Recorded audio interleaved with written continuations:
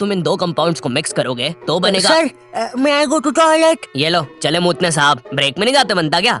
वो sir break में अजीब सी चीजें होती है टॉयलेट में। ये क्या? ये बैटल तो बड़ी खतरनाक लग रही है। चड्डा मैं तुम्हें चुनता हूँ। चड्डा चड्डा चड्डा पापे मैं तुझे चुनता हूँ। पापे एटॉमिक गैस टुस्सी। चड्डा चड्डा क्या करूँ?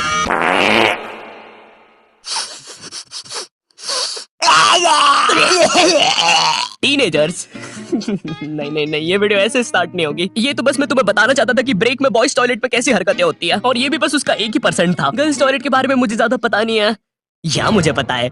नहीं नहीं मुझे नहीं पता, या मुझे। मीनवाइल इन गर्ल्स टॉयलेट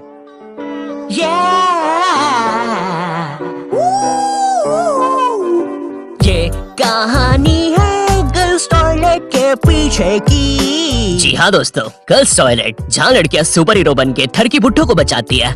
अरे भाई फिर तुम ही बताओ, लड़कियों को इतना टाइम क्यों लगता है बाथरूम में? छोड़ो यार, मैं वीडियो स्टार्ट करता हूँ। टीनेज, जब बच्चा अपने आप पर ध्यान देना शुरू करता है, वो कैसा दिखता है, उसके बाल कैसे है, वो क्या पहनता है, और जब उसे पता चलता है कि उसका तो सब कुछ ही बर्बाद हो रखा है। मुझे याद है 8th 9th में मैं अपने पूरे बाल खड़े करके स्कूल जाता था, बिल्कुल टेक्टन 7 की ये जिन कैरेक्टर की तरह। तेल पानी लगा के स्कूल निकल जाता था, स्कूल पहुंचते पहुंचते बालों का ऐसा रबड़ी नूडल बन जाता था। खैर ये फिर भी अच्छा लग रहा है क्योंकि ये रोनाल्डो है, मैं रोलेंडो लगता था। गजब बेइज्जती है। होमवर्क करके नहीं आते थे ना, वो मेरे अंदर आके ही छुपते थे। इतने बड़े कपड़े। छुपे रे भाई, बहुत जगह है यहाँ पे तो। अरे तुम दोनों? आप कौन हो? अरे मैं पापे हूँ। पापे अब तू तो 4 दिन से लापता है ना, हमने बाहर तेरे पोस्टर्स देखे। 4 दिन ही हुए होंगे, लेकिन यहाँ मैंने 40 साल जी लिया है। मैं जब अंदर आया था मैं भी तुम्हारे बराबर का ही था। माँ को देखे आज 40 साल हो चुके हैं। पापे 4 दिन से गायब है मेरा बच्चा, कुछ खाया होगा कि नहीं? अब जैसे जैसे तुम टीनेज में आ रहे होते हो, तुम्हें तुम्हारे बालों पर, कपड़ों पर शर्म आने लगती है। मुझे याद है मैं बचपन में वो चौड़ा सा हुक वाला बस्ता लेके स्कूल जाता था, जो साला आते जाते गेटों में फंस जाता था। लेकिन इस बस्ते में एक बेस्ट बात तो थी यार, ये जो आइट साइड से एरोप्लेन के पंखे निकले हैं ना, ये इतना कूल डिजाइन पता है क्यों बनाया था? बच्चों के उड़ने के लिए। अब मुझे पता है तुम मेरे पे यकीन करोगे ही नहीं, रुको चल कूद के बता। भाई पक्का नहीं मार। मैंने तो बोले। अरे बाप रे, मैंने तुम्हें तुम्हारी इमेज की बहुत ज्यादा परवाह होती है, लेकिन तुम्हारे माँ बाप को उससे घंटा फर्क नहीं पड़ता। उनके लिए तुम अभी भी रात में छुप के सूखा बॉर्नविटा खाने वाले बंकू हो।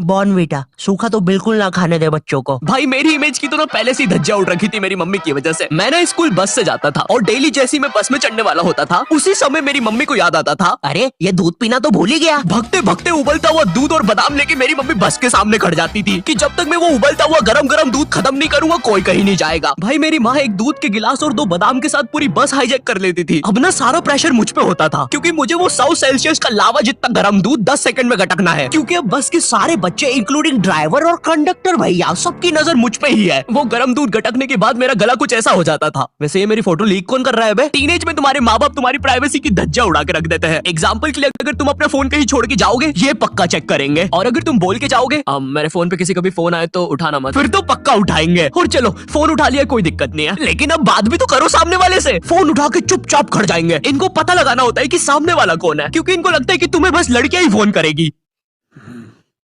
हेलो, ये कौन लड़की फोन कर रही है तेरे को? अरे मम्मी आकाश है, ध्यान से सुनो। तो इसकी आवाज लड़की जैसी क्यों आ रही है? क्योंकि दिमाग में लड़की घुसा के रखी है आपने, और लड़की बोल के उसकी अलग बेइज्जती मार रहे हो।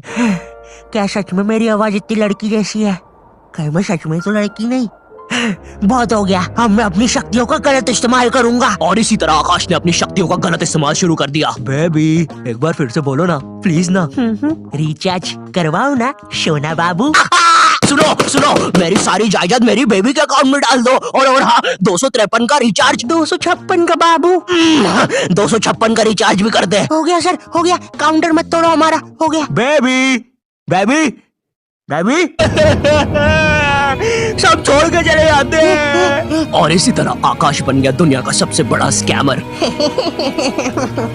ये ऐसे क्यों हंस रहा है? मुझे क्या पता, शायद जो नशे अभी हम करने वाले हैं उसने पहले ही कर लिए होंगे।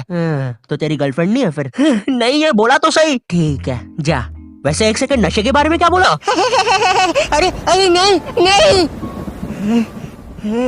ओए सुरेश, क्या तुम्हें ये नाव वापस चाहिए? अंदर आओ।